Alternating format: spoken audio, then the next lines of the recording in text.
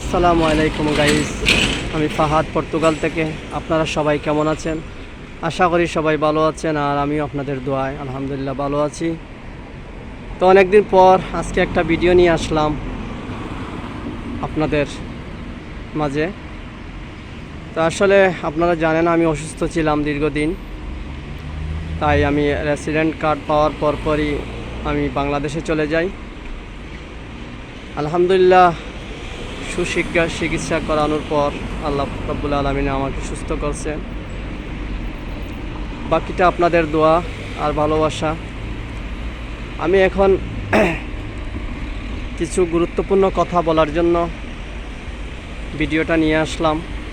ইনশাল্লাহ আপনারা মনোযোগ দিয়ে শুনবেন, আর আমার ভিডিওর লাইক শেয়ার দিয়ে পাশে থাকবেন, আর পুরাটা ভিডিও আপনারা দেখবেন। তো আপনারা জানেন 2024 সালের জুন মাসের 4 তারিখ আমাদের পর্তুগাল ফাইল লক করা বন্ধ করে দিয়েছিলেন এই দেশের পর্তুগালের সরকার। এখন পর্যন্ত এখনও এই ফাইল লক ওপেন করেন নাই। তো এই মুহূর্তে আপনারা জানতে পারেন স্পেন পর্তুগালের মতো ফাইল লক করার সিস্টেম তারা করেছে।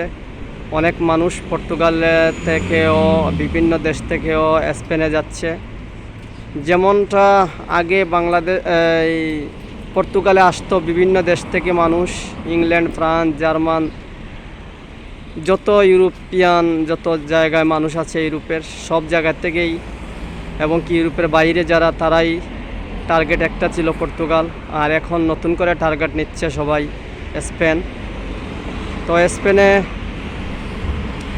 কাজ শুরু করেছে তারা। তো আশা করি আপনারা যারা আসতে চান, আবারও আপনাদের জন্য অন্য একটা দেশ স্পেনের মতো উন্নত দেশ সুযোগ করে দিয়েছে। যে সুযোগটি আপনাদের জন্য পর্তুগাল সরকার করেছিল, পরে বন্ধ করে দিয়েছেন, পরে আবার এখন স্পেনের সরকার এই সুবিধাটা আপনাদেরকে বুক করার জন্য ওপেন করেছেন। আশা করি আপনারা যারা আসতে চান, বুঝে শুনে বাই রুটে না আসে, পানির পথে না এসে, ডমকিতে না এসে আপনারা চেষ্টা করবেন ফ্লাইটে আসার জন্য। কারণ আপনি বাঁচলেই তো ইউরোপ, আপনি বাঁচলেই তো টাকা।